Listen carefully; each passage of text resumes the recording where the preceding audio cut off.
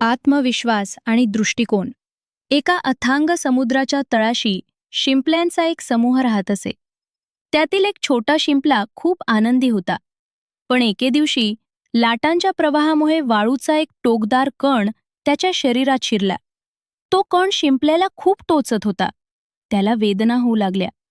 त्याने तो कण बाहेर काढण्याचा खूप प्रयत्न केला, पण तो कण आतच अडकून बसला होता. इतर शिंपले त्याला म्हणाले, हे तर आपल्या नशिबातच आहे. आता तुला या वेदनेसोबतच जगावे लागेल. पण त्या छोट्या शिंपल्यानं हार मानली नाही. त्यानं ठरवले की जर मी हा कण बाहेर काढू शकत नसेल, तर मी या कष्टालाच काहीतरी सुंदर रूप देईन. त्यानं आपल्या शरीरातून एक विशेष रस त्या कणाभोवती गुंडाळायला सुरुवात केली. वर्ष सरली. एके दिवशी एका गोताखोरानं तो शिंपला बाहेर काढला. जेव्हा त्यानं तो शिंपला उघडला, तेव्हा त्यात एक चमकदार मौल्यवान मोती होता.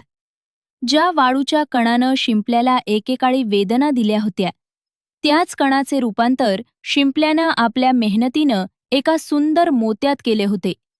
सकारात्मक दृष्टिकोन. आपण परिस्थिती बदलू शकत नसू, तर त्या परिस्थितीत आपण स्वतःला कसे घडवतो हे महत्त्वाचे.